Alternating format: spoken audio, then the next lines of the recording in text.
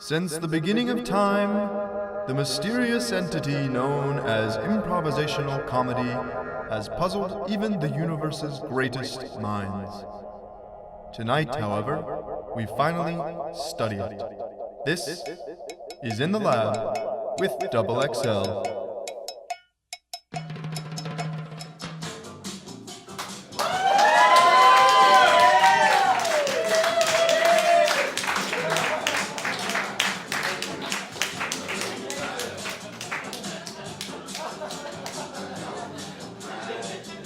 We have our amazing controls in there. There we go. I always feel like the video makes our entrance way less cool than it is. Love it. Thank you for coming to In the Lab with Double XL. We're Yeah! Double XL. I am Trevor, and this is Nacho. I'm Nacho, and we're Double XL together. And this is experiment number 2 of In the Lab, that we take on the pretty flower. Last time we did the deconstruction. I don't know if we have any returning visitors. Yeah! Yeah! So basically, for those of you who don't know what the show is about imperformance and experimenting with different imperformance and learning about different imperformance. As you can see, the deconstruction right up there. That's what we were just talking about for the last one. Yeah, so this poster you can see around the corner of the theater itself. It has a depiction of different types of formats, and there are many different types of imperformance. And today we're going to do this pretty flower format. It's not on the poster, so it would be a different image. So what can we say about the pretty flower? Well, let's start by analyzing the concept of flower. A flower is a plant consisting of reproductive organs, stamens, and carpels that are typically surrounded by brightly colored corolla or petals and a green calyx or sepals. So what does this mean in normal lingo? Well, it basically means that flowers are about sex. Yeah. So this is when, if this audience will be filled with adolescent plants, they would all be like, ew, like that's a depiction of sex organ, and we don't want to see that. Yeah, so basically, you have the different parts of the flower that have both the male parts, the ones that generate the semen, and you have also. I'm not sure that's how it works. I'm an animal physiologist, for God's sakes. I'm going to translate everything into animal physiology. We should also say that for anyone who doesn't know us, Nacho is an actual scientist, and I am not. A neuroscientist for animals. Anyway, we all know how plants look. Yeah. So this is an idea that is very well depicted in Pink Floyd, The Wall. There we go. What about the control, man? Well, it's the mouse thing now. It's you know. Have to look there and. There we go. So this is going to get uncomfortable fast. So this is Pink Floyd rendition of how flowers are about sex. Thank you. Alright, we really don't need to watch the rest of this. Wait, what? I can skip a little bit. Let's get to the fun part. Oh yeah, there you go. No. Oh, just teasing. Okay, alright. Okay, yeah.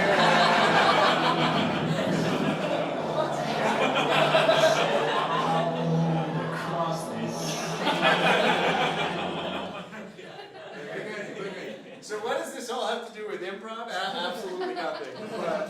But anyway, what makes flowers pretty? So this format is the pretty flower. Yeah. It's not just any flower. Basically what we're trying to highlight is the fact that a flower, has these petals that are these beautiful little tangents that kind of bloom out from the center. That's really what we're looking at mostly. Yeah. It's just beautiful runways for pollinators to just go to the fun part where the pollen is. And it's this very beautiful win-win situation where the bees get some nectar, some sweet stuff to sustain themselves, and at the same time they carry this pollen that helps reproduction, sex, of the flowers. It's all about sex, babe. So yeah, so that's why flowers are pretty. But that's nature. We've been through the part of nature of flowers, but flowers have also been predominant in art, and here we will present our thesis on the presence of flowers in... Which, as a warning, it has nothing to do with improv. Flowers in art, and art has everything to do with improv. So take this, for example, beautiful punctualism painting here. Here is the first example of what we propose is a way that artists have used to communicate with us through painting. So take that pretty flower in the corner there. You see that beautiful vase? Yeah. Actually, if you do an X-ray image of this painting, this same painting, you get this. It's a dude. There's a dude hiding behind every pretty flower. And this is real. We're not making this up. This is actually true. You can Google it. This is what Nacho has told me. Yeah.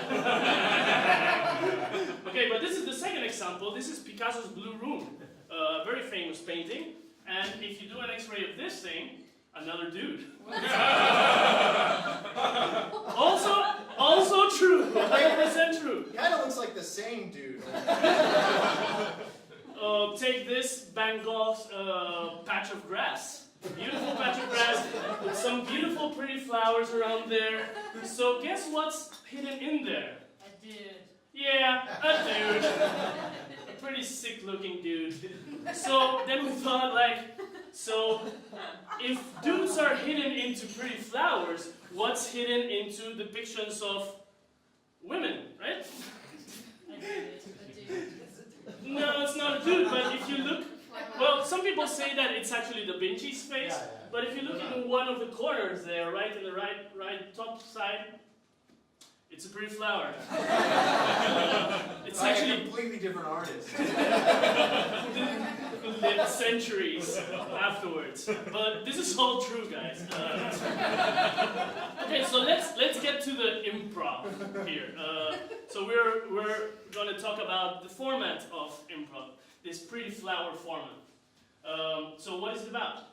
So basically, it revolves around a base scene or a mono scene, we could call it, which is just a long scene, a realistic scene, and you establish some characters, and then from there, what we do is we kind of follow different little story tangents or ideas that kind of come Petals. or petals, right? That come about. So what it really entails is that we have a scene that runs throughout the whole show, and we move in and out of it based on when we feel there's an idea to explore, and we come right back to it when we feel like we've explored it. Exactly, and to better explain this, what we will do now is Trevor and me will do a scene for you. We will actually do the mono scene. We will do the bass scene without any of the pedals. So that then in the second half, after we get our expert to talk to us about the pretty flower, you will see the full form with the pedals and all. So we will do the stem. Pretty much doing a dead flower. Or a flower that has been, all the petals have been taken off because somebody wants to know if somebody else loves them. That would be a dead flower. As well. So, with that said, this is the pretty flower, but now we're going to do the stem. Thank you. If you've seen an improv show before, usually they'll ask for a suggestion. We're not going to start with a suggestion for this one. We're just going to see what happens from there.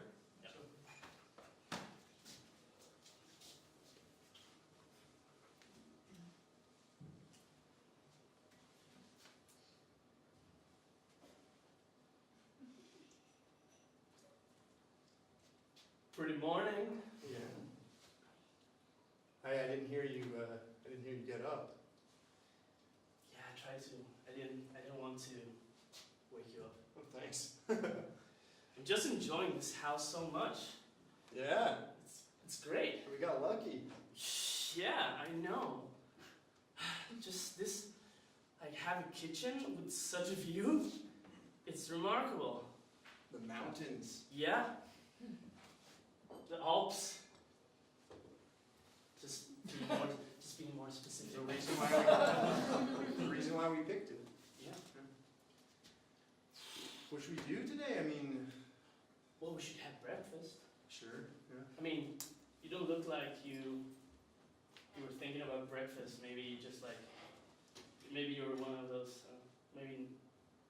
Not right when I. Usually, like, I don't wake up totally starving. Okay. Yeah. I see. Did you snack yesterday? I thought I heard some like little noise. The Like, train, yeah. oh. I was pretending I was sleeping. Why? I don't know. I just like the peace, you know. I just yeah. Sometimes I feel like you're forced into conversations that you don't want to have. So just like pretend. Just like take a snooze. You don't want to have a conversation? No, I mean, we've had plenty of conversation. Yeah, I mean, we have plenty of time. We come on this weekend trip, to the Alps. I mean, Exactly, right? It's a weird way to want to start. Were you saving yourself? Conversation? Conversationally? Well, maybe. I mean, I also didn't want to look outside, you know? I don't want to spoil it. You didn't look outside the whole trip? It's like the most beautiful train ride I've ever been on in my life. But I was waiting until the morning next day, and I feel rewarded. Yeah, it's beautiful. It's beautiful. I'm rewarded. But you missed some of the most stunning views I've ever seen in my life. I can see them on the way back. That's true. That's true. I mean, I wanted just like yesterday we got in late, just... You really tortured yourself yesterday. I had no idea. It isn't torture if you're not feeling pain. I wouldn't be able to do it myself. Like, isn't that the idea of masochism? It isn't torture if you're not enjoy it. feeling exactly Okay. right. All right. So I was enjoying the. With that note, I need coffee. I was enjoying the tension. They do. We're supposed to have like some stuff stocked in here, right? I don't know. How should I know? It's an Airbnb. I mean, for crying out loud. I would have prepared. I would have gotten coffee ahead of time had I known. Just trashy coffee, like instantaneous coffee or something.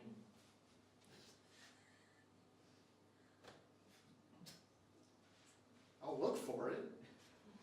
Do we even have supermarkets close? We're in a mountain villa.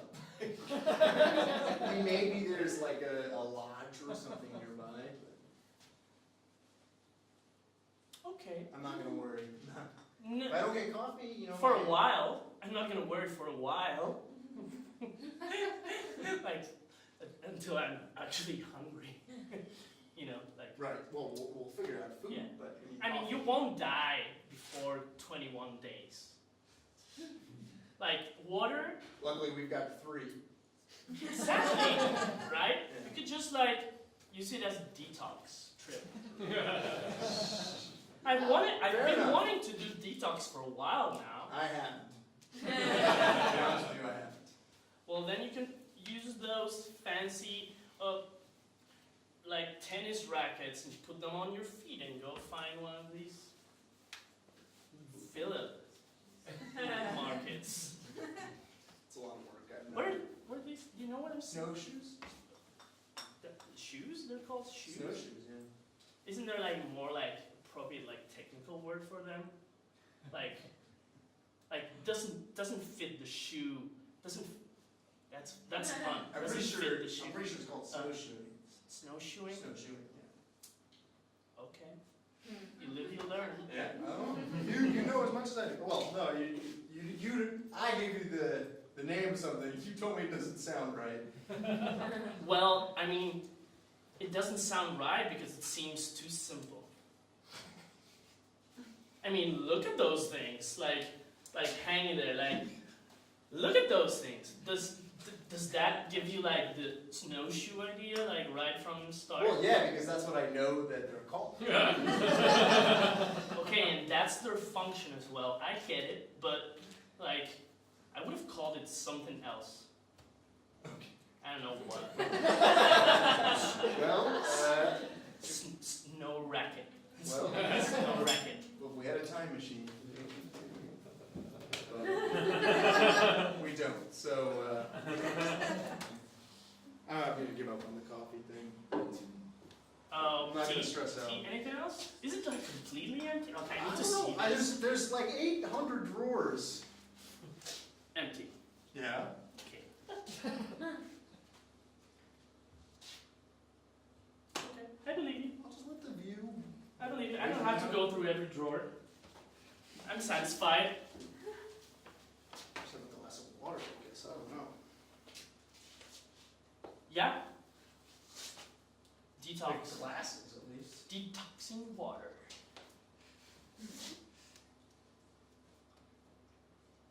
Hey.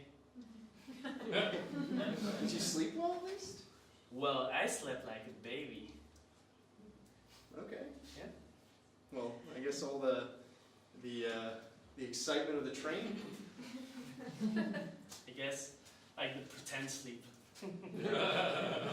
made me sleep like a baby afterwards. I get this feeling like, do you have this feeling that some places just like have something, you know, that just makes you like sleep like a baby? I don't know. Sure. Yeah, I mean, there's, we're at a high altitude. Could be Yeah. lack of oxygen. Could be Your brain shuts down. brain shuts down. It needs more sleep. Well, now that makes me worried about, well, not that we're going to starve or, go Well, thirsty. Yeah. But Definitely not starve. would that change? You said 21 days. Would that change that with less oxygen? Oh. I guess so. Yeah. That would make sense.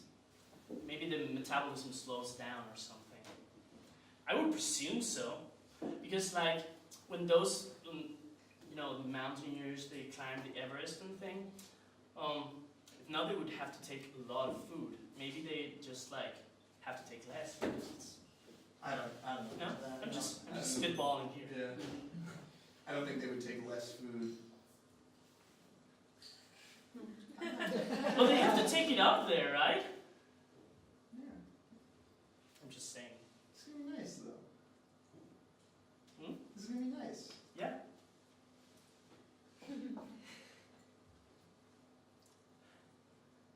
As long as we don't eat each other. Well, if you know what I mean. Oh yeah.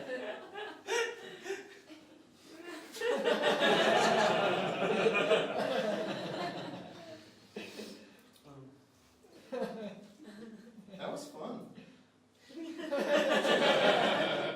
Last night. Oh. Well, yeah.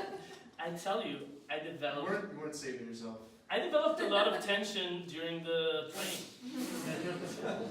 Okay. It's a good strategy. Like not having something makes you want it more. Sure. I believe that 100%.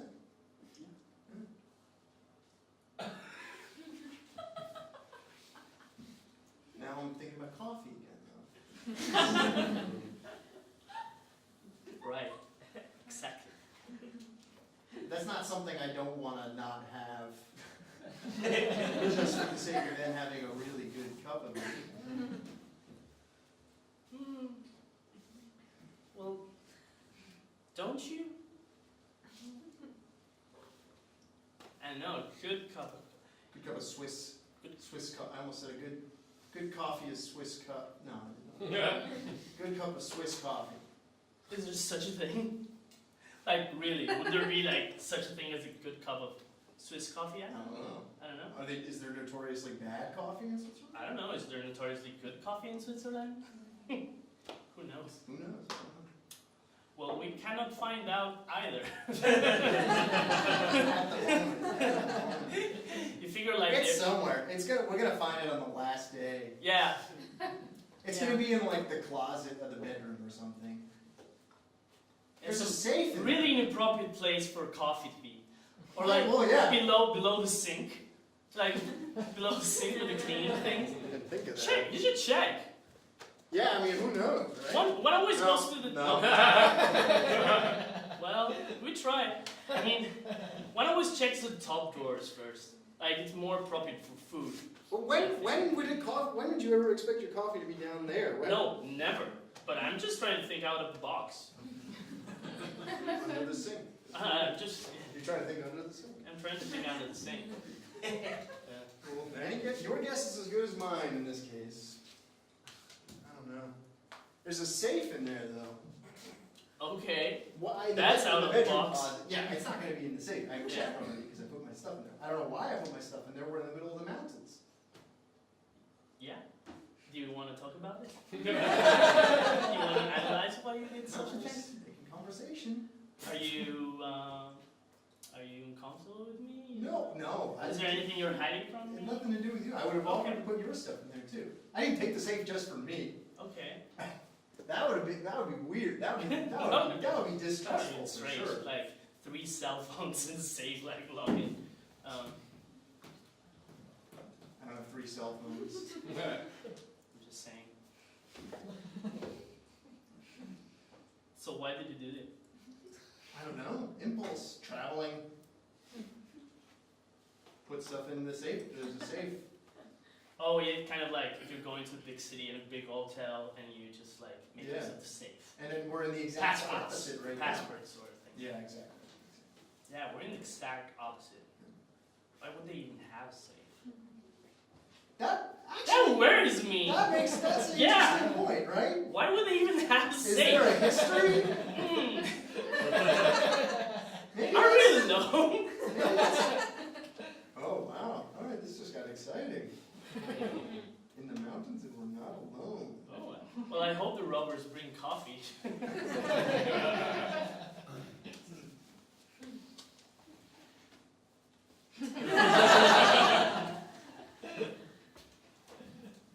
Save it for later. You know, abstain, right? You want something, you wait. You got it. You got it. I wonder how far the lodge is, though. Do we actually have to walk through the snow to get there? Do we have to go there?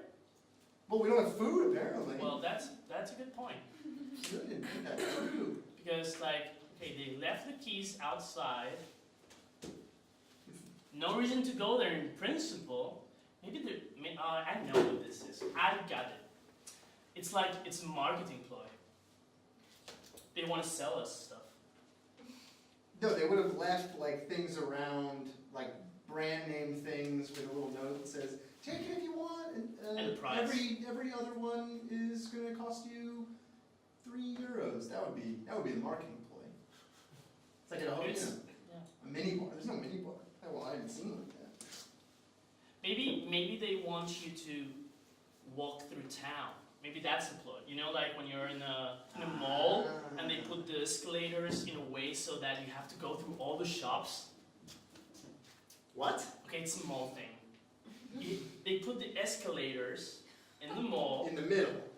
Well, yes, but organized logistically in a way so that you have to go all around the mall to go to the one that you want to, so that you see all the different shops. Is that true?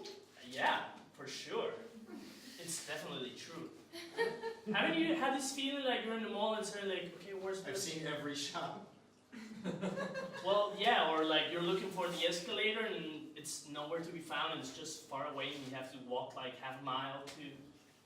Well, but I never thought it was something diabolical. Oh, well, think again.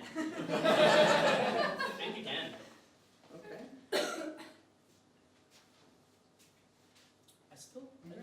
I take my time. I mean, it's the only thing we have, so... Time.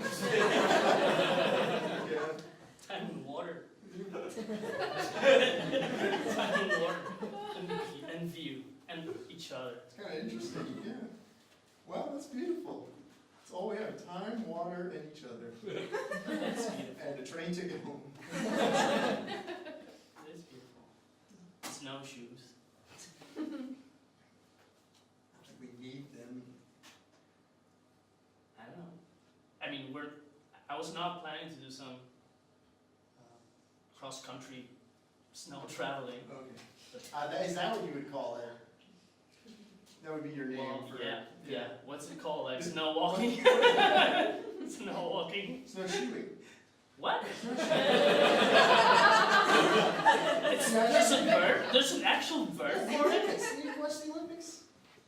The Winter Olympics? It's oh, come on. Okay, first of all, the Winter Olympics are not Olympics, but second of You all, can't want to come up to a villa in the Alps and not like, you don't like the Winter Olympics? It's amazing. I mean, it's kind of impressive, but yeah, don't consider it actually the Olympics. Just like a weird, like, second act to the Olympics. It's a But marketing ploy. it's definitely a marketing ploy. Do you like the Olympics? Well, we could give it to you every 2 years now. Exactly. Yeah, just cold. Olympics is a dish best served hot. It's such a great way of twisting it around. I love it. So that's a sport? Yeah, snowshoeing, yeah. I'm pretty sure that's what it's called in the Olympics. Snowshoeing. Snowshoeing. If it's not, It's like the only equivalent- sport, it's part of sports. It's like the Winter Olympics equivalent of the walking thing. You know, the walking marathon? Like, how do you call this thing? Power walking? Yeah, this walk that you always have to have like 1 foot on the ground. Just like, it's these weirdos that like, like walking. I've never heard of that. Okay. I like it. I have never seen it, but I'm now a huge fan. It's really funny. Well, I would imagine snow walking would be like that, the equivalent of that. No, you Like know what that's? very lame No, sport. you know what that's the equivalent of is cross-country skiing, because what you just did is like dry land cross-country skiing. You're just not picking up your feet, you're like lifting your toes. Well, that makes sense. Yeah, I We're heard talking about it's, 2 different sports now. that's true. I heard it's a very technically challenging sport because they're very this walking thing. I don't know how. You did it pretty well. Yeah, I'm not sure because I think there are like very, very hard rules in it. Like there are people like watching you. Well, that's what I imagine at least when I learned about the rules. Like that there must be somebody watching your feet. Because you cannot run, right? Because what would stop you from running? Like it's very stupid how you're walking right now. What would actually stop you from taking off and running? The one rule that you can't lift. Exactly, but who's checking? Somebody must be Maybe checking. they police each other? It's like an honor system. Hey there, mister! 1 foot on the ground. Could be. It's like with parents with when kids when kids get together when they're young, like, hey, 1 foot on the ground, and they're like sitting on the couch, like so that they cannot have sex. Isn't that a bad thing? Isn't that a thing? 1 foot on the ground? What difference would 1 foot being on the ground make? Or like 2. Maybe I I'm still have sex with feet on the ground. I know it's not, That is true.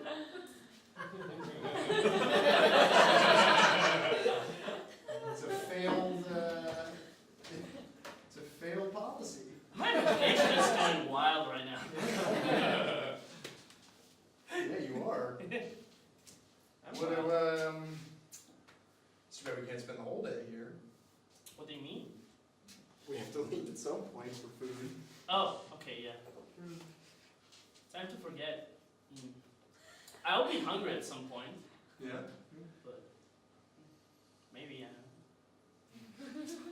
yeah, we need something in the middle. At least some chocolate. Yeah. Just do sex and chocolate sandwich. Did you bring some? No! We're gonna have to go get some. But Swiss chocolate might be more appropriate, That's right? true, yeah. So Better than I got coffee. a nice cup of Swiss hot chocolate. Swiss, like Swiss Miss, is that? Swiss Miss, yeah, that makes sense. Swiss Miss is I'm pretty sure it's an American thing. I think it's a Nestle offshoot. It's like a hot chocolate that's it's a powder Some form. powder. It's probably an embarrassment to the country of Switzerland. Would be great if we could find it in some of them. Would have said I wish they had I it would, here, I but would don't. take, I would drink a Swiss Miss right now. No? Maybe I don't. You know better. It's one of those atrocities of marketing. Yeah. There you go.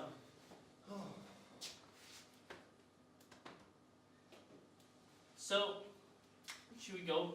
Like, I'm trying to think of the time frame for the trip. It's not a road trip. The snow trip. Like we don't want to do it before. Like we don't want the sundown to catch us walking around. What? Sunset. We don't want the sunset to catch us walking around in the middle of the mountains. I mean, for crying out loud, there's a safe, okay? There's a safe. I love it, but I don't know what the fuck you're talking about.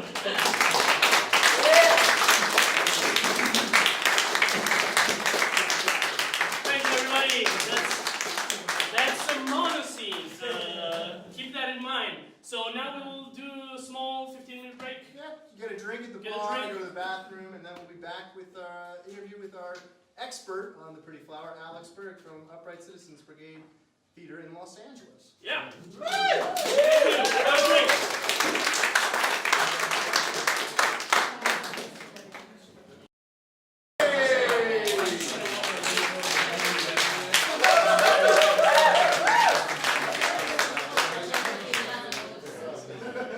My keyboard. Magic keyboard. Here we are. So we're going to start the second half of the show now.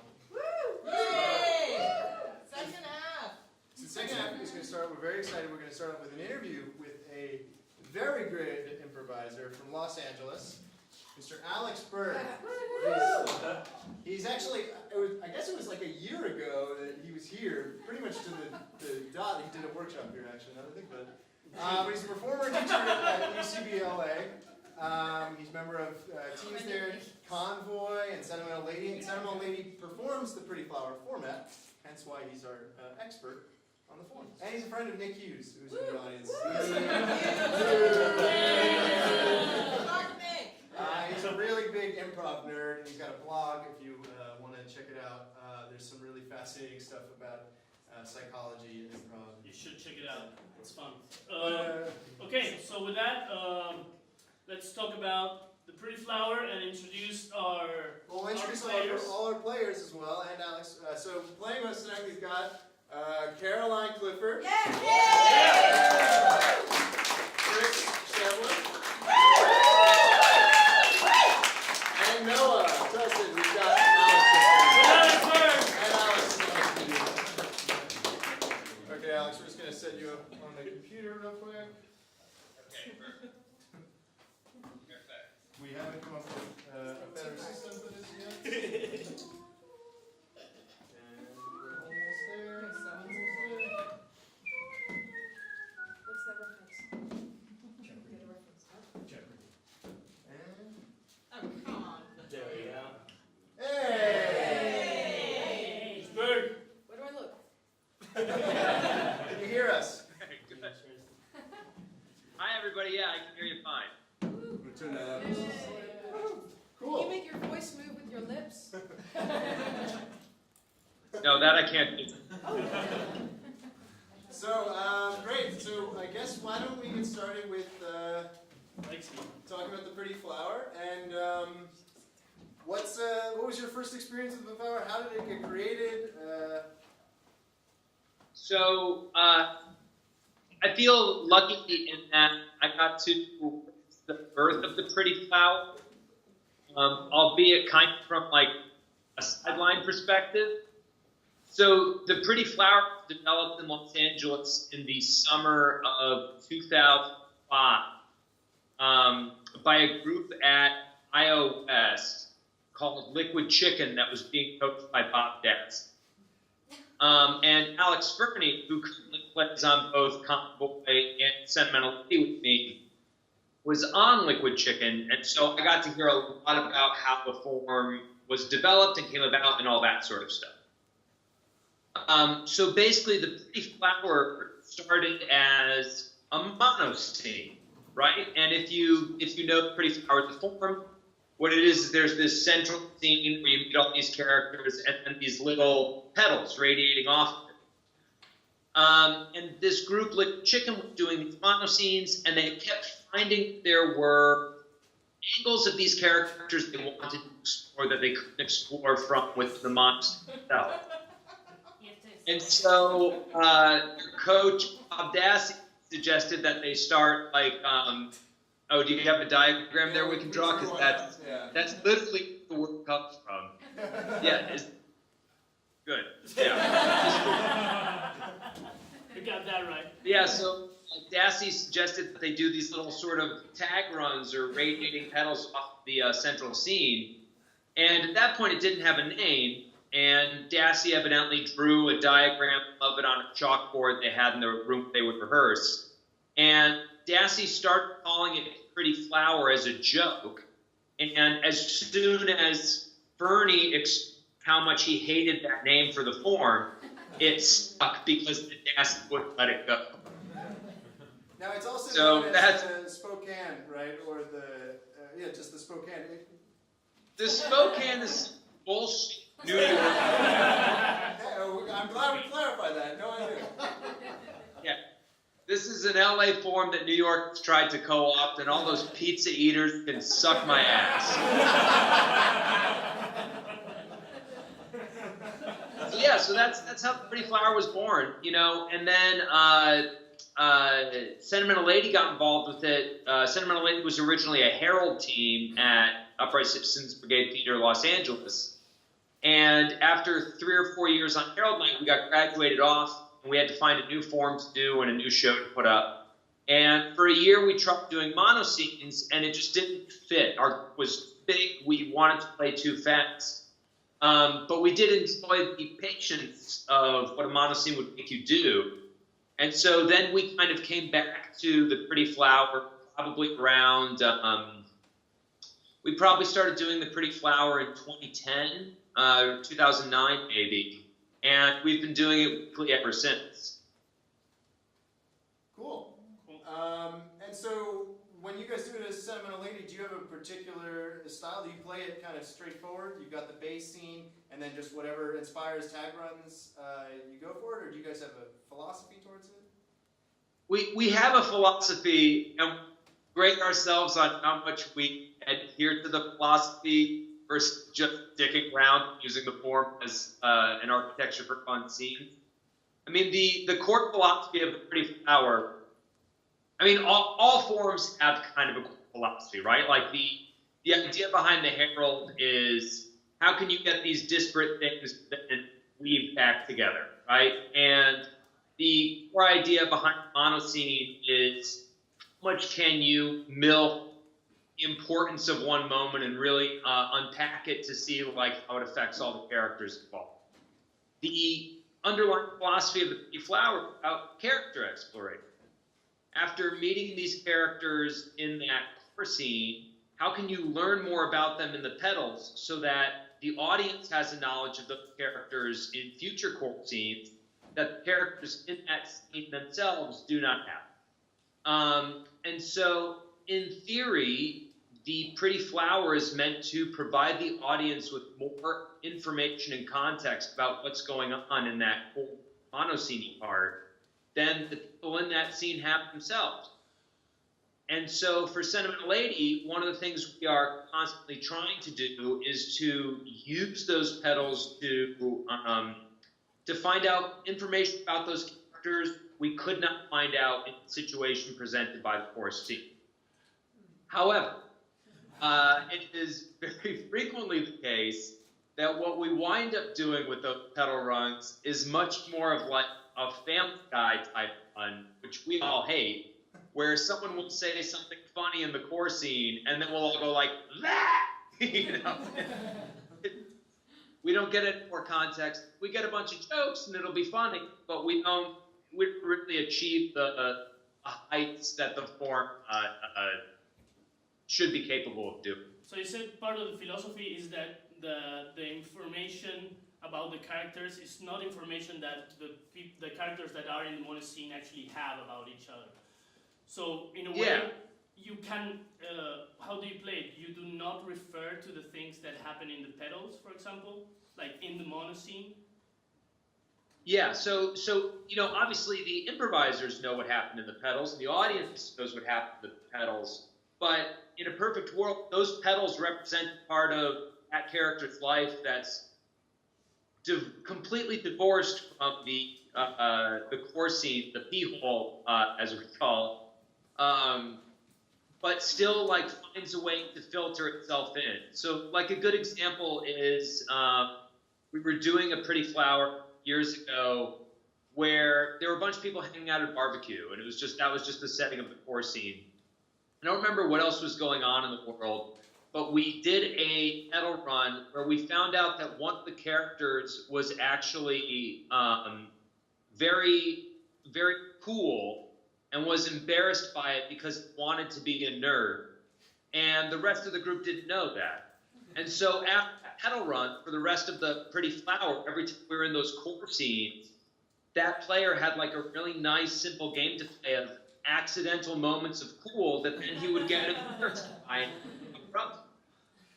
You know, and none of the other characters knew that he used to be cool. That was a part of his life from before they all knew him. You know?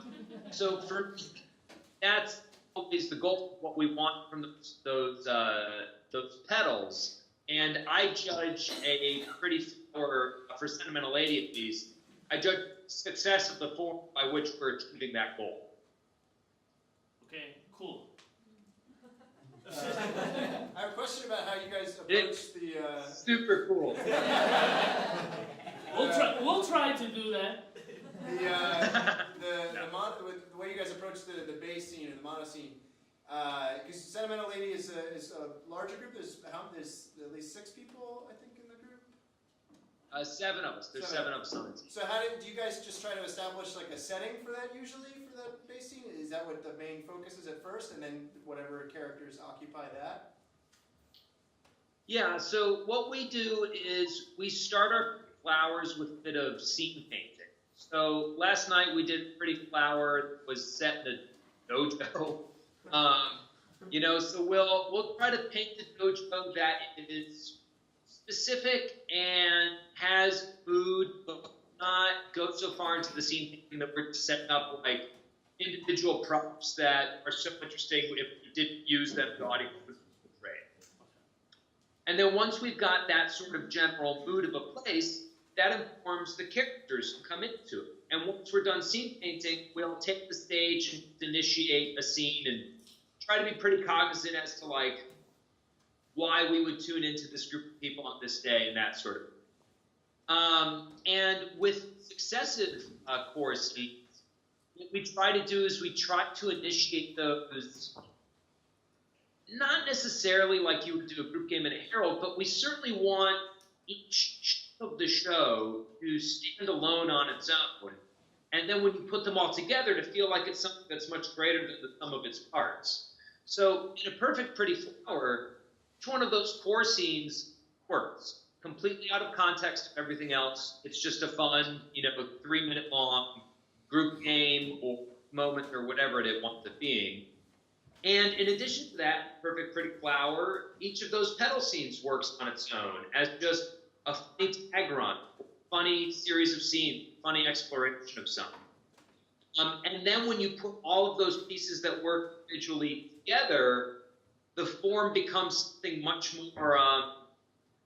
more impressive in texture, and that's very tough to do. And I would say out of the past 4 months of Sentimental Lady shows, so since January, we've probably done that once.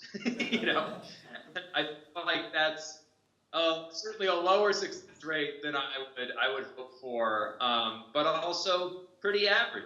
I think it's a very difficult thing to do, and that's part of what makes it so satisfying to pull off. So what are the things that actually inspire those petals? So we talked about character exploration.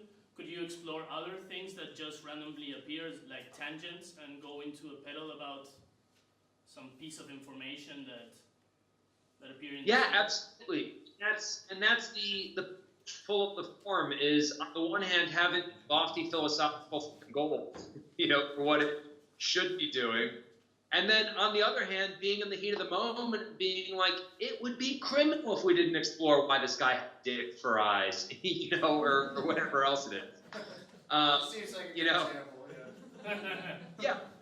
If you find out in the middle of the scene that a character has dick for eyes, you gotta go figure that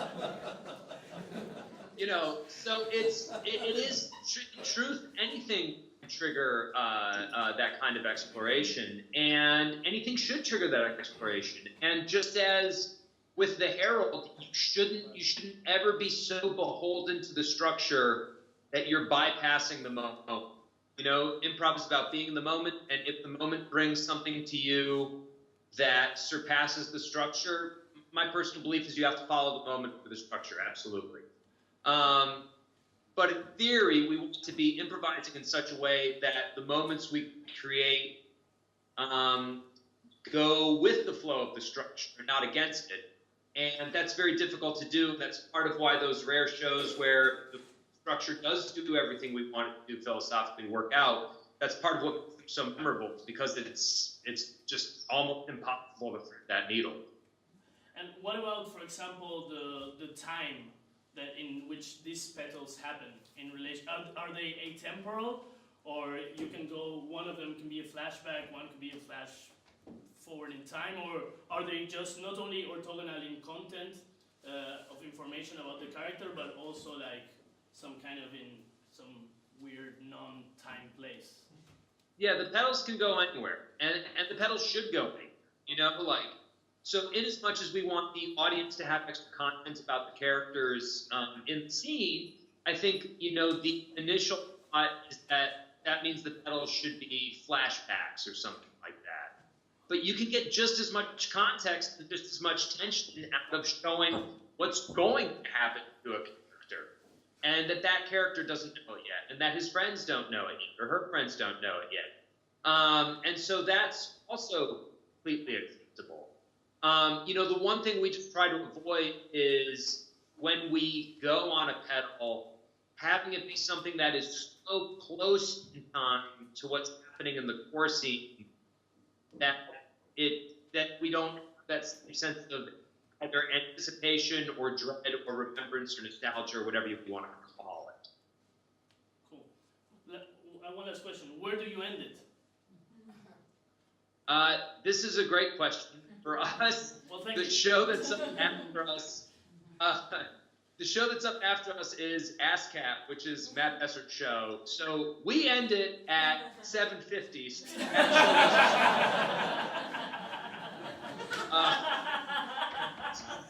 Well, that makes sense. That's admittedly a little arbitrary. I think in a perfect world, the end of a Pretty Flower looks very much like the end of a Herald.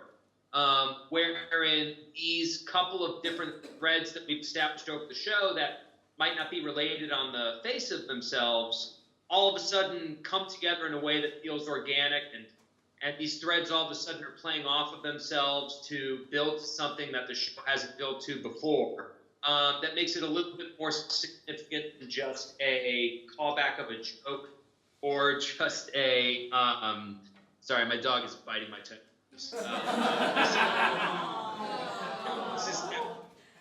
Say hi. But we want it to be a little bit more significant than just a callback to a funny joke. We want it to be something where these threads that the audience has known about, that the characters haven't known about, become known to those characters, and in that moment everything kind of just builds up. Or if you know the next show has celebrities in it and you have to like open for the crowd before you look there, or just end it then. That's great. Cool. So I think, thank you very much. Thank you very much. Now we'll try to do justice to the form with our group, and yeah, and you'll stick around and watch. So cool. Yeah, he's like, this is what you're doing. Please take them off the screen. I'm gonna turn your sound. I'll be farting voraciously. Cool. Are you? Okay. So. Are you? Oh yeah. Wait. Level to go. Let me see him up there. Thank you.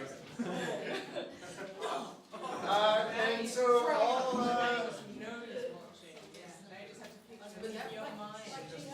Okay, are we ready? All we need to get started is a one-word suggestion. You saying that is weird. Oh, There it is. You saying that is weird. Sure. that's a lot of more words. Come on, one word. No, you say Childhood. Childhood. Great.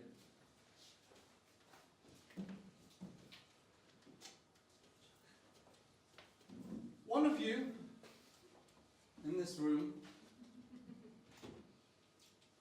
murdered Frobisher last night. Who? One of you. No, murder. Our, Sorry. No, who murdered who? our pet, Yes. our class pet. Neil, you're never paying attention. Frobisher the dog died last night. Not of natural causes. How do you know it was one of us? Who else would it be? You. One of the sixth graders.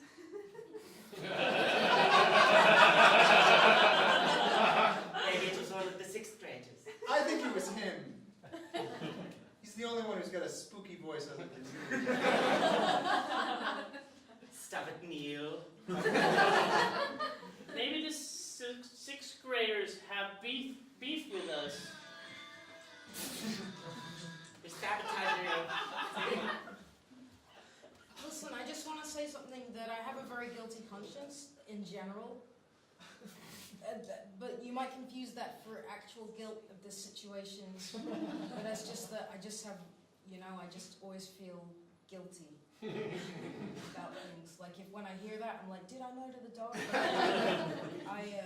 I know that I didn't. I just want you to know. But if you're like, if I look guilty, it's because I overall have a guilty complex. Convenient. So you're like a consciousness hypochondriac? I've never heard that before, but that's exactly what I am. So, mystery solved. No, I didn't murder the dog, but I feel like I did. What's admission other than feeling you did something? I think it's literal admission. Unpack that bit. I mean, I'm not admitting to it. I have the emotions that I did it. And it's empathy. Thank you. Yeah. You empathize with the murderer. You empathize with the sixth grader, maybe? I never empathize with a sixth grader. I still definitely think he did it. Well, He's got the evil voice. Yeah, well, I have to say, he does have an evil voice. I don't like your comment about my having a spooky voice. Scares me. We spoke about this last week. yes. Well, authority scares me. You have the voice of like a painting.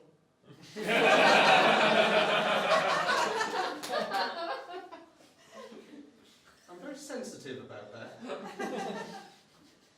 I was mocked at school for having the voice of a painting. Chris. Yes? I'm just trying to enjoy this Van Gogh, but Ah, yes, wonderful, isn't it? The juxtaposition of the flower with the table is extraordinary. And the way the light comes in and strikes the flower, thank you so much. I was just like, visually, this is a shitty painting, but hearing you talk about it, it makes it so worth it. Hey, Chris, my girlfriend thinks I'm ugly. You think you could say some things about me? you mean like the way your nascent beard, apparently even now that you're 15, is beginning to catch the light and the golden tendrils of beard. Wait, pause 1 second. Marissa! You need to hear something. Well, okay. Go ahead, Chris. I was just saying about his nascent tendrils of beard and what happens when they catch the light. Oh my god. Oh my god, Thomas.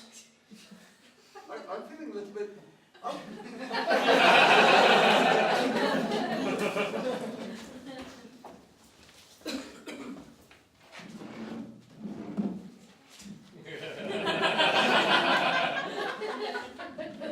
I'm feeling nervous, okay?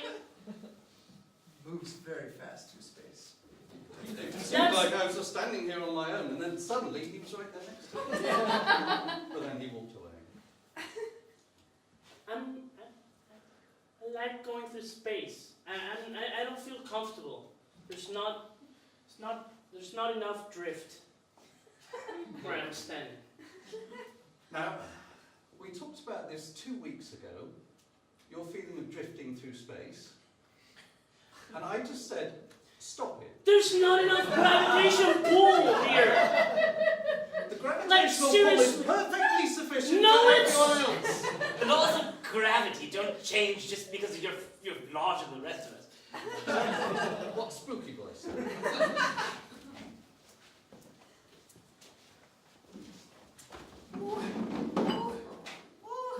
I'm having a baby. I'm having a baby. Oh, he's gone into orbit.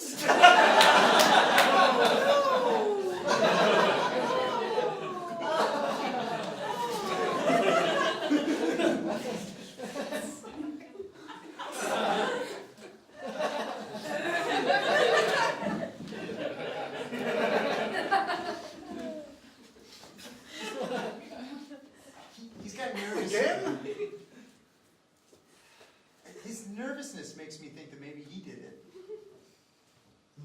Yes, I agree. I tend to agree with things that deflect the guilt from me. You know, people that kill animals are much more likely to kill humans when they're older. Looks like there's a future for one of us.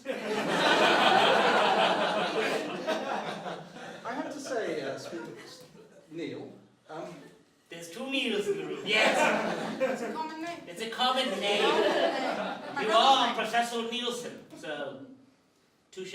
exactly. Now, the subject of the number of Neils in people's names has come up a lot in the past. Yes, and admittedly, your name is spelled differently. Exactly, with a G. Mhm.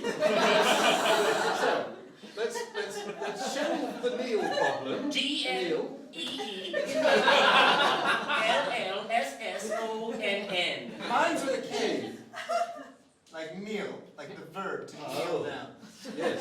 With a K, silent K, silent G. I'm normal. Normal. But Neil, Yes. you do keep saying things that make it sound like you killed the dog. That's what I've been saying. Maybe he's covering for someone else. Or maybe he's just evil. That's an evil laugh. Yes. It seems a wrong thing to say about a child that one is responsible While for. I do love the attention at the moment, assure you I did not kill this dog that you have laid out in front of us. I did not. And I have proof. Indeed. Yes. Show us your proof. Well, I don't think you would believe it. But then you have nothing to prove by showing it to us.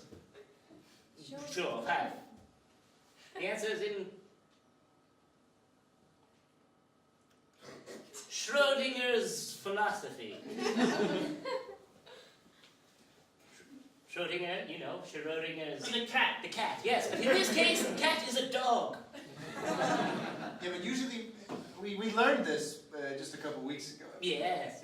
We don't Fifth know. graders learning Schrodinger's cat. We don't know if it's dead or alive, but in this case, we do know that it's No, no. Just as... Sorry, I always forget your name. You're so insignificant. Buzz! Buzz! Buzz. Like Aldrin. Yes. Like Buzz Aldrin. As Berg has discovered himself, there are multiverses. And in this multiverse, this dog happens to have died.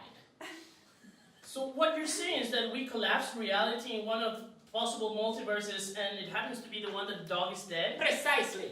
I buy it. That or someone else other than me killed the dog. Is your defense that in all other possible multiverses you didn't kill the dog, and this is the only one in which you did? Surely there are multiverses where I have brutally murdered a dog with a candlestick.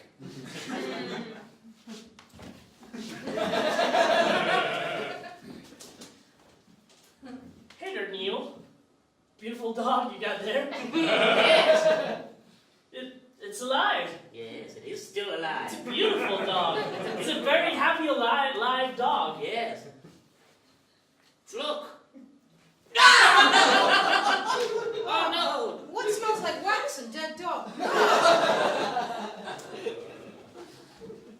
Neil, Yes. honey. Sit down for dinner, Neil, honey. Thank you, Mother. I love your new fur blanket and fur pillow. I made them myself. Oh, very well. I rummaged through the forest. Very well. You've Yes. had good findings in the forest. Yes, Mother. You're a smart child, Neil. Yeah, well, I learned from the best.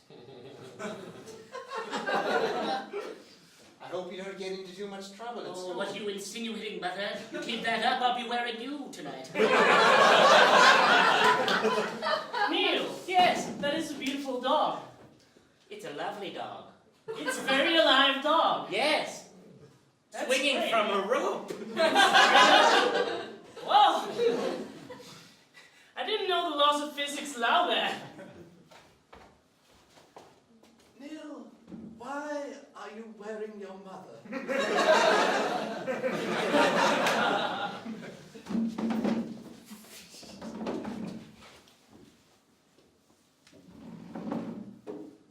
And, that's all a possibility. That string of stories which you told us only makes you look more guilty. No, it was simply an explanation how I could be a brutal murderer, but I'm not. And you illustrate that by telling us about how you wore your mother. She's a lovely lady. She truly has taught me everything I know. But she never comes on Parents' Day. No, because she is dead. Not in every universe. That's true, Buzz.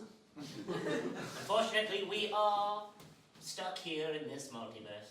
Until someone discovers a way of traveling. Speak for yourself. Oh, Buzz. Oh, Buzz. Buzz, have you discovered a way of navigating through the multiverse? I didn't discover it. I was born with it. Are you like that person?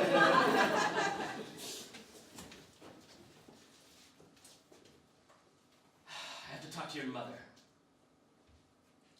Mother! Yes. The magic is, between your legs. Oh, I know. You didn't? You knew that. Oh, yes. You've been, I told you. See, everybody thinks Buzz is capable of time traveling. He says to everybody that he was born with it. Yeah. He did not explain that he was born out of it. Well, there's not really much difference, is there? The boy is magic. My vagina's magic. End of story. I know, it's not some cute thing that you could just say, yes, every vagina is magical, but yours is the most magical. Oh, yes. Your mother time? I sure am. That's right. My vagina can melt worlds.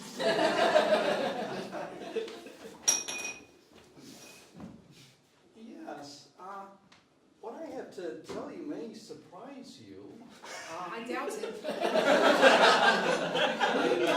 See, because you're, there's no easy way to say this. Your vagina is magical. Hey, tell me something I don't know. Doctor. No, I mean, literally. I should stop using this stethoscope. Does not help in this situation. Your vagina can create worlds. And we knew it was a theoretical. And she told you she wanted a second opinion? Exactly. So the most amazing piece of evidence.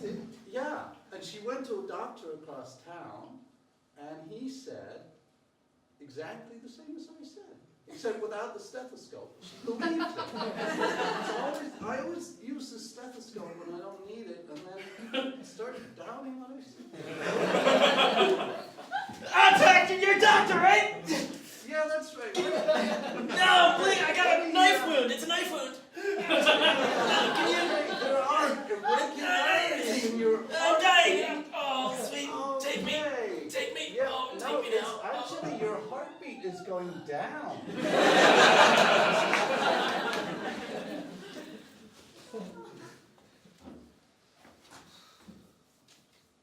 I think Buzz is leading on more than he knows. Is that a word? Sentence? I don't know. Hey, Buzz, if you can travel through the multiverse, then why don't you travel through and make Dog alive so we can get out of this situation? Yes. That would be a time travel paradox. Oh. Also, it would mean that another universe didn't have a dog. I don't care. I don't care about that universe. I just care about this one. Well, maybe that's what got us into this mess. Maybe. Attitudes like that. Actually, wait. Now I feel the guilt of all the multiverses. Oh, shit. No, Caroline, no, you didn't, you had nothing to do with the Holocaust. Somewhere I did. In some It universe. happened long before you were born. You couldn't possibly have had anything to do with it. I need you to forget that. I'm sorry. I have to go to Auschwitz and lay a wreath. It's a perfectly, reasonable thing to want to do, but please, under no conditions should that wreath say, "I'm sorry." I did because you didn't do that. 6 million wreaths. That's my plan.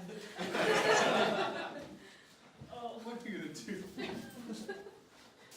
What do you mean you were the horse that bucked Christopher Reeve? Somewhere. In some universe. You were a horse? I was a horse. I don't think that's how that works. I don't think we know. I'm just surprised you feel that way about Christopher Reeve. I just look at the original Superman movies and I'm like, I crippled that son of a bitch. I did.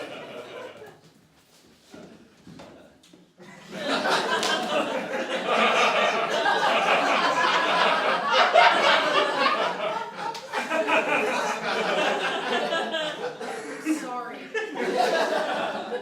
I don't need this wreath.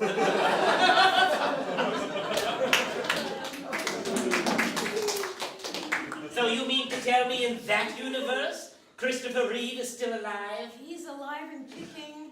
No, he's not kicking. He's definitely not kicking. Even if he was still alive, he's not kicking. And he died. He did die. Look it up. Later. Yes. I can't help pointing out at this point Mm-hmm. that we're here to discuss the death of Dog, not Christopher Reeve. Can I say, we must be a very special class, by the way. Yes. Well, We're yes, the you Breakfast know, Club. you know very well that you're a special class. That I came to this school and I chose you four Yes, you hand selected us. to join my study group. Mm. We've been meeting here, as you all know. I don't know why I'm telling you, since we all know it so very well. Yes! And you all seem to believe that I'm just naturally evil. Well, maybe you should blame him. Not you, Nielsen. Why? Because you crafted us, our young, impressionable minds. Yeah, how do we know you didn't kill this dog yourself and then set up some kind of social experiment for us to decide who killed the dog? Yes, That's true. Now, it might sound like I'm admitting that I killed the dog, Are but no. Okay. But let's say I had, and you all now believe that I'm evil. Whose fault is that really? That would be my fault. Yes. So we can deduce from Schrodinger's cat that Professor Nielsen is guilty of killing the dog. Why are you With a opening cat and closing that book? Anything with it. It's called a theatrical accent. What are you doing? He's right. I did kill this dog. Well done, Prefect. How terrible. Not directly, but through my stewardship of this personal study group, I killed this dog just as surely as if I had beaten its head in with a candlestick. Yes, you killed it so good. So very... Beaten its head in with a candlestick which bears your fingerprints. Neil. Which Neil are we talking to? You obviously. Can I ask why you did that? Yes, why? Let's distract from this. Let's ask why you did that. You Why chose to kill the dog and set him up with being blamed, if I'm gathering that correctly. No. You totally misunderstood what I was saying. I understood exactly what Neil said. Did everyone totally misunderstand the valuable moral lesson that I just... Oh, I yes. think we all did, yeah. Well, I hope that I understood it correctly in the way that I think it happened. The way that I interpret the way that you said things is how I hope you said it. If that makes any sense to you. I intended this to be a moving moment which would embed itself on your young minds for the rest of your life. I'm going to have to put the dog down now. Well, I'm certainly not going to forget it, but I wouldn't say that it's moved me in a positive way. Well, then, yeah, It's I very don't think I disturbing. needed it. All I was saying is that I am, as you say, ultimately responsible for all of your actions since I have moulded your young minds. Yes. Okay, at this point, I feel like Neil actually killed the dog, and you're just rubbing a bit of her guilt. I didn't interpret it that No, way. neither did I. Especially that first part. My guilt is off the chart right now. I just don't know.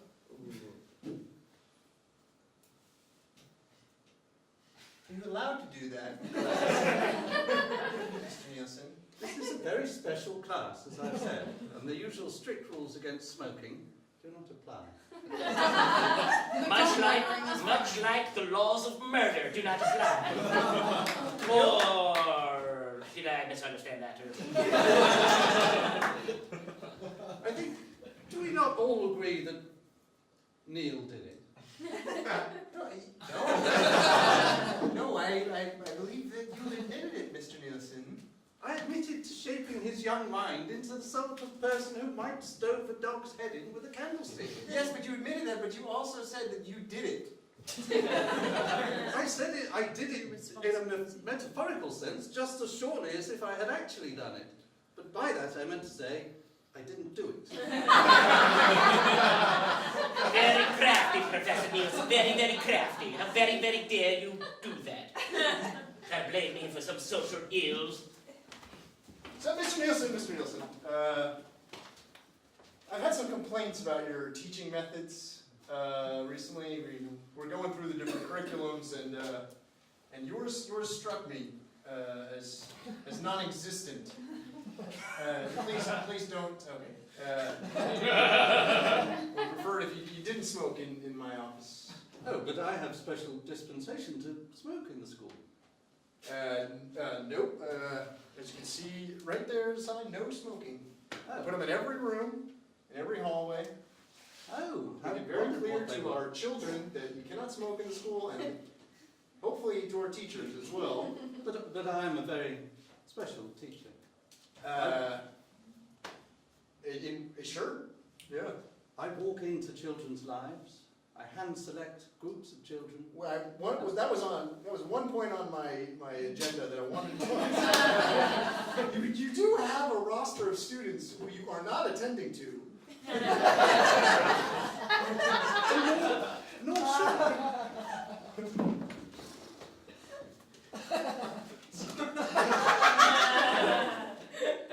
You think one day, maybe? One day? Would you like to play a variation on 7 Minutes in Heaven? I call it 7 Minutes in Hell. No? Okay. I'm gonna smoke. We can do this because our teacher's not here. Neil, you're meant to be in my study.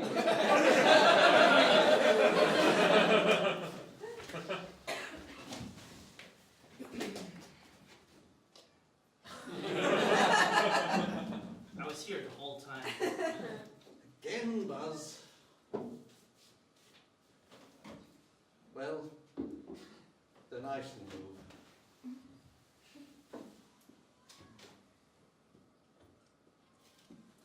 No, I was going to say now that's quite moving, isn't it?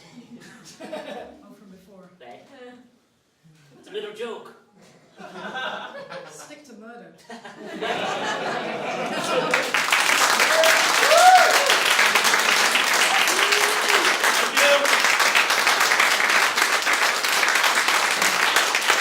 Okay, so now we're gonna connect Berg to comment on that. Maybe comment on that or finish the show, whatever. Whatever, please. Well, we've got you hooked up on sound. The projector will be on in a sec. Can you hear us?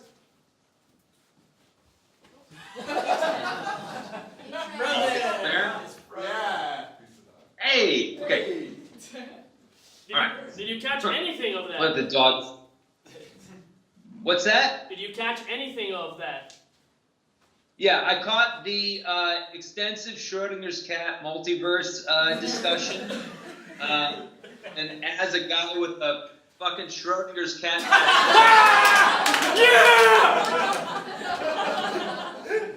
You know, and as much as you guys had me dial in today to give my thoughts on improv, I gotta tell you, your multiverse stuff needs work. Literally, you've done anything. Yeah, but I mean, I thought that was pretty fun. You know, like in terms of looking at it as a pretty flower, like I thought you guys did a good job in that core scene right away, going like, okay, here's why we're tuning into all these people today. One of them murdered a dog. Although, was it a child at the top of the show? No? Yeah. Okay. Was it what? But so for the dog, we sort of explore what that means. You know, that doesn't mean that everything in the show needs to be about the murdered dog, but that is kind of the backbone on which we're hanging all the other stuff. And so that's pretty much how you want that core scene of Pretty Flower to function. Cool. Cool. Awesome. So does anyone in the audience have any questions about the Pretty Flower? Anybody? Wow, we've got the smartest audience in the world. Try to confuse them though. But... Yeah. How quickly do you edit in your own shows, Alex? How quickly would I edit like the pedal or something like that? No, the core scene. How often do you go into pedals? It depends on the show, honestly, and a lot of it, and the pacing of the core scene really depends on how many people are there on any given night. You know, so Sentimental Lady has 7 people. And when all 7 of us are there, we tend to spend less time in the core scenes and more time in the pedals. Last night we did a show with only 4 of us, and that was mostly core scene, very little from the pedals, you know? So I think sliders sort of shift around depending on how many moving parts you've got. The shows with fewer people gravitate more towards the mono scene elements of the Pretty Flower, and the shows with more people tend to gravitate more towards the tag run elements of the Pretty Flower. I think there is like a happy medium in between. For years, it's been the case that our best shows are always when there's only 5 of us there, and it doesn't matter who's missing. But it's very much dependent on what's going on in any individual core scene. Cool. Cool. One more question. One more Yes. question. Do you guys do anything usually to, like, would you try to make the core scene more realistic or less gamey or less wacky in any way? Is that a thought? I mean, I think that sometimes we think that's what we should do. But also, like, looking at our shows in the past month, one of our core scenes very quickly devolved into having a man who was a lawnmower man, meaning that from the waist down was a lawnmower. He's like an attractive Latino, like groundskeeper. So I think that, again, like, you know, we have all of these like lofty philosophical thoughts about how things ought to be done in the perfect world, and then as soon as you get on stage, it's like, well, I'm not gonna not cut this guy off at the dick and replace him with a tractor, you know, or whatever it is. It very much depends on the show, and it very much depends on the night. You know, sometimes the core scene almost feels like a genre piece, you know, which kind of tends to ground it with a specific set of rules. Sometimes the core scene starts off one way, and then halfway through the show we make a discovery that means like, whoa, no, now we're following this thing, and we'll move the core scene somewhere else. There was a show where the core scene started off being like a bunch of dads in a band, and like after 2 core scenes of that, we got bored with it, and so we just moved them over to their like first playing gig at a shitty bar in Cleveland, you know, and so the core scene is very flexible. And I think the most important thing, as with any form, is to be responsive to what's going on in the moment, rather than to let the decision you made in rehearsal or backstage supersede what's going on when you're actually out there doing it. Cool. So with that, Yeah. just thank you very much for hanging out with us. And thanks everybody for coming to the show.